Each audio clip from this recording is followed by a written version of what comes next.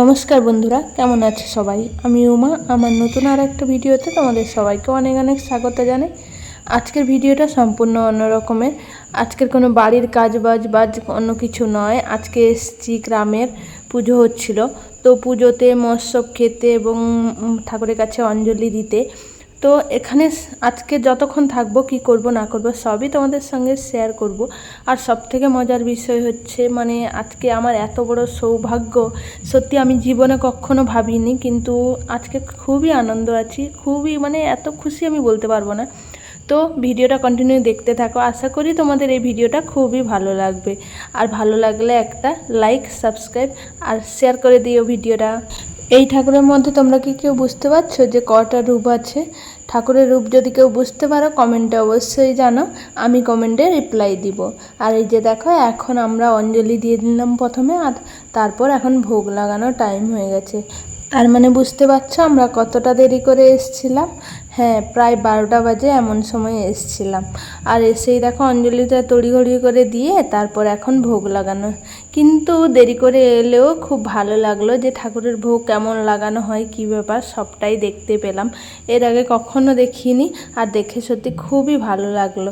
আর ঠাকুর সত্যি এত সুন্দর, এত সুন্দর, তোমাদের কি বলবো, দেখতে দারুণ লাগছিল। আর আরতিটা যিনি করছিলেন না, উনি অনেক জোরে জোরে মন্ত্র বলছিলেন। শুধু মাইক বাজছিল বলে তোমাদের সঙ্গে শেয়ার করতে পারলাম না, ভয়েসটা কেটে দিতে হলো, আমাকে আলাদা করে নতুন করে ভয়েস দিতে হলো। আর এই যে দেখো, দারুণভাবে কিন্তু আরতিটা করছিলেন, আর সাইডের লোকগুলো কিন্তু মুখেও গাইছিল। খুব ভালো লাগছিল দেখার পরে। ভাবলাম একটুকু যখন এসেছি, তো আমাদের গ্রামের যে আমি যখন প্রথম বিয়ে হয়ে এসেছিলাম, নতুন বউ, এই গ্রামে মন্দিরে গিয়ে কিন্তু আমি প্রণাম করে এসেছিলাম। কিন্তু আর এরপরে কিন্তু আর একদম যাইনি, একবারও যাইনি ঠাকুরকে। তখন তো আর ঠিকঠাকভাবে দেখিনি, নতুন বউ, জাস্ট মুখটা নিচু করে প্রণাম করে চলে এসেছিলাম। আজকে এসে সত্যি দেখলাম ঠাকুরটা কেমন, তোমরা যেমন ফার্স্ট দেখছো, আমিও তো এমনি ফার্স্ট দেখছি বলতেই পারো। প্রথম দেখা তো, তার জন্য খুবই ভালো লাগছিলো, সত্যি দারুণ লাগছিলো যে এত বছর পর এলাম দেখতে ঠাকুরকে। আর দেখো, ঈশানকেও প্রণাম করে নিলাম, আর আমিও নিজে প্রণাম করে নিলাম। আর প্রণাম করে এর আগে কিন্তু অনেকক্ষণ দাঁড়িয়ে দেখেছিলাম, তো তারপর ভাবলাম তোমাদের সঙ্গে একটু শেয়ার করে দিই। আর এখানে দেখো ঠাকুরের গৌরাঙ্গ ঠাকুরের নাম বেড়ে যাবে, তো তার জন্য দেখো এই যে দধির হাঁড়ি, সেটা ভাঙা হবে, তো মাথায় নিয়ে নিয়েছেন। আর সঙ্গে যারা যারা বাতাসা হরিলোট করবে, বাতাসা দিয়েছেন হরিলোট করবে, তাদেরকেও বললো যে চারিপাশে ঘুরতে। আমার ভাসুরের ছেলের নামে আর আমার ঈশানের নামে বাতাসা দিয়েছিলাম, তো সেটা নিয়ে এখন ঘুরবো। আর দেখো, একটুখানি শাশুড়ি মাকে ফোনটা ধরিয়ে দিয়েছিলাম। হয়তো তেমন ফোন ধরতে পারেন না, কিন্তু যতটুকু ধরেছেন ততটুকুতেই জাস্ট একটু একটু করে তোমাদেরকে দেখিয়ে দিলাম। আর ঈশানকে দেখো, আমরা ভুলে না বাড়ি থেকে ঝুড়ি নিয়ে যেতে ভুলে গেছিলাম, তো তেমনি পলিথিনে যেমন দিয়েছিলাম, সেই পলিথিনটা তড়িঘড়ি করে কি করব মাথায় বসিয়ে দিয়েছি। এই যে দেখো, ভাসুরের ছেলে, তারপরে ঈশান কিন্তু ধরেছিল, তাও মনে হচ্ছিল যদি ফেলে দেয়, তো আমিও একটু পিছনে ধরেছিলাম। তারপরে দেখো, দিদিকে বলেছিলাম যে একটু মোবাইলটা ধরতে। আর তারপর হরিলোটের পালা। এই যে দিদি তারপর মোবাইলটা আবারও শাশুড়ি মাকে একটু ধরে দিয়ে, এখন একটুখানি এই যে দইটা বলে যে মাথায় ছোঁয়ালে খুব মঙ্গল হয়, ভালো হয়, বাচ্চাদের শরীর সুস্থ থাকে, আর বড়রাও লাগায় শরীর সুস্থ কামনা করে। আর এই যে দেখো, এখন বাতাসাটা আমি খুলে দিচ্ছি, আর ঈশান হরিলোট করবে, ছুঁড়বে। এই যে কি মজার বিষয় না, এই ঈশানকে যখন ঈশান হয়েছিল না, আমি মান্যত করেছিলাম যে বাতাসা দিব। এখন পুজো দিয়েছি, এক সময় দিব যখন তোমাদের দাদাভাই থাকবে, তো ওর ওজনে বাতাসা হরিলোট করবো। আরও অন্যান্য জায়গায় আছে, এখানে পুজো দেওয়া হবে, আর কি কি দেওয়া হবে আমার শ্বশুরমশাই জানেন। আর তোমাদের দাদাভাই এলে তবেই মান্যতগুলো পূরণ করব এক একে করে। এখন যেখানে আছে সেখান থেকে আসা সম্ভব নয়, তার জন্য আর মান্যতগুলো পূরণ করছি না। তো তোমাদের দাদাভাই যখন সেখান থেকে চলে আসবে, অন্য জায়গায় পোস্টিং হবে, তখন পুজো দেখে একটা আসবে, আর তখনই মান্যতগুলো পূরণ করব। আর এখন দেখো, ঈশান প্রথম কিন্তু ভয় পাচ্ছিল, তারপরে লাস্টের দিকে কিন্তু বাতাসা ছুটছিল।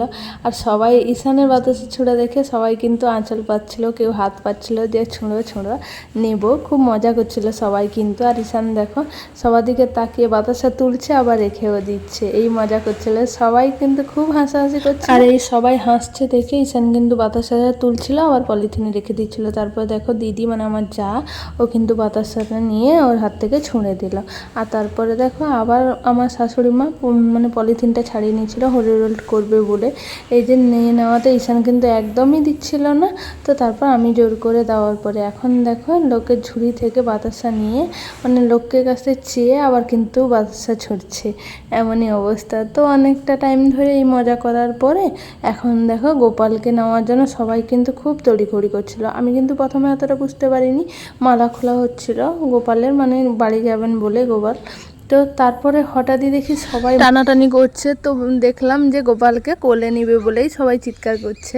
তো যিনি নিয়ে এসছেন ঠাকুর উনি কিন্তু গোপালকে সবারই হাতে দিয়েছিলেন, আর আমি আর বাদ যাই কেন, তো তার জন্য আমিও একটু গোপালকে নিয়ে নিয়েছিলাম। আর নেওয়ার পরে সত্যি কথা বলতে এতটা ভালো লেগেছিল যে তোমাদের কি বলবো, মানে জাস্ট বলে বোঝাতে পারবো না, এমন অবস্থা। আর হাত দুটো ধরে মনে হচ্ছিল না যে সত্যিকারে যেন আমি একটা বাচ্চাকে হাতে নিয়েছি। আর সত্যি এত মজা লাগছিল, আমার আনন্দ লাগছিল। আমি তো প্রথমে দিতে চাইছিলাম না, সবাই খুব টানাটানি করছিল নিবে বলে। আর দেখো সবাই আমার কাছ থেকে ছাড়িয়েও নিচ্ছিল, কিন্তু আমি তারপর বললাম যখন একটুখানি ভিডিও বানাবো, তো তখনই কিন্তু দিয়েছে। আর আমি আর কিন্তু সামলাতে পারিনি, মানে সবার সামনে নেচেই গেছি বলতে পারলে এক কথায়। খুব কিন্তু আনন্দ করেছি, খুব আনন্দ করেছি। তারপরে দেখো আমার যা, মানে দিদিভাই, আমাদের দিদি যা, উনি কিন্তু বলেছিল যে একবার আমাকে দাও। তো দেখো ও নিয়ে নিল, ও কিন্তু খুব খুশি হয়েছিল। প্রথমে বলছিল যে সত্যিকারে যেন একটা বাচ্চাকে নেওয়া হলো। আর গোপাল যে বাচ্চা, কিন্তু আজকের এটা অনুভব করলাম যে কোলে নিয়ে এতটা ভালো লাগছিল না, মনে হচ্ছিল যেন কোলে নিয়েই বসে থাকি। আর দেখো দিদিও তারপরে বলছিল যে একটা দুটো ফটো তুলে দিতে, আমি আর ফটো তুলিনি, আমি কিন্তু ভিডিওই চালিয়ে রেখেছিলাম। তো তারপরে এই যে আমার ভাসুরের ছেলে ও কিন্তু ঠিক করে দিচ্ছিল, মানে ওই যে টাকাটা আর তার কাপড়টা ঠিক করে দিচ্ছিল। তো আমি দেখো আবার যার কাছ থেকে, মানে দিদির কাছ থেকে নিয়ে নিয়েছি, আর নিয়ে দেখো এখন আনন্দে নেচেই যাচ্ছিলাম। দিদি তো বলছিল তুমি পাগলই হয়ে গেছো, তো এমনই বলছিলাম যে হ্যাঁ খুব ভালো লাগছে। আর আমি গোপালকে নিয়ে নাচানাচি করছি বলে ঈশান কিন্তু ও খুব কানাকাটি প্রথমে করছিল যে আমাকে নাও কোলে। আর তারপরে বায়না ধরলো যে ও নিবে কোলে, মানে গোপালকে ও কোলে নিবে। তো ও তো ছোটো বাচ্চা, ও তো নিতে পারবে না। তো তার জন্য আর ওকে দিইনি, আমি নিয়ে ওকে দোলাচ্ছিলাম একটুখানি, আর দেখাচ্ছিলাম যে দেখো কি সুন্দর গোপাল। তো দেখো খুব ভালো লাগছিল।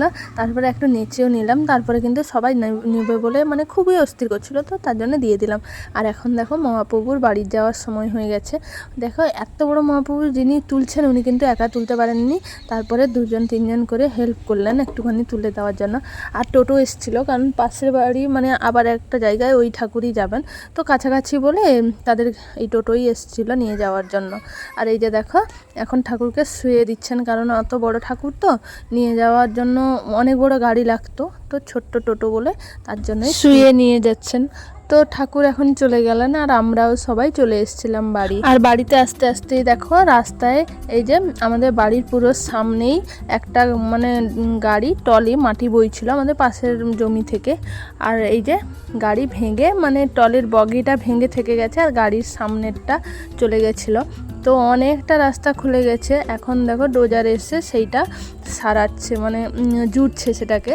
তো টলি বগিটাকে জোড়া হচ্ছে, আর ডোজার বগিটা তুলে রেখেছে। তো ওনারা এখন ইট দিয়ে সেটা ঠোকাচ্ছিল, আর সেটা একটুখানি দেখছিলাম, মানে এত বড় বগিটাকে কিভাবে তুলছে, আর দেখো ডোজার কিভাবে তুলে রেখেছে, মানে আশ্চর্যকর ব্যাপার। আর ঈশানও অনেকটা টাইম ধরে দেখছিল। আর এখানে দেখো কত ডোজার দেখার জন্য মানে একদম পুরো ভর্তি হয়ে গেছে, দেখো কত বাচ্চা। সবাই কিন্তু এই ডোজার গাড়িটা দেখতে এসেছিলো, আর আমরা দেখছিলাম। এখন ডোজার সেই যে মাটিগুলো পড়ে গেছিলো সেগুলোকে সোজা করে দিচ্ছে, মানে ঠিকঠাক করে দিচ্ছে, সরিয়ে দিচ্ছে মাটিগুলো, দিয়ে রাস্তাটাকে ঠিক করে দিচ্ছে, যেটা খুলে গেছিলো সেটা দেখো ভালো করে ঠিক করে দিচ্ছে। আর সেই এটা দেখতে দেখতেই হঠাৎই দেখো আমার বাবার বাড়ির পাশে একজন ছেলে, মানে আমার ভাই হয়, ও হঠাৎ আমাকে দেখে অবাক হয়ে গেছে যে তুমি এখানে। তো হ্যাঁ, আমাকে বলছিল যে উমাদি তুমি এখানে দাঁড়িয়েছো কেন। তো আমি বলছিলাম এটা আমাদের বাড়ি, তো ডাকছিলাম ওকে বাড়িতে যে আয়। ও কিন্তু চলে গেল যে না ও কাজে যাবে প্র্যাকটিক্যাল আনতে, তো চলে গেল। আর যিনার গাড়ি খারাপ হয়ে গেছিলো উনি বলছিলেন যে কিভাবে গাড়িটা খারাপ হলো, শুনেই বাড়ি চলে এসেছিলাম। আর ভিডিও করা হয়নি, তো ভিডিওটা এই পর্যন্ত দেখা হচ্ছে, পরে ভিডিওতে সবাইকে টাটা বন্ধুরা।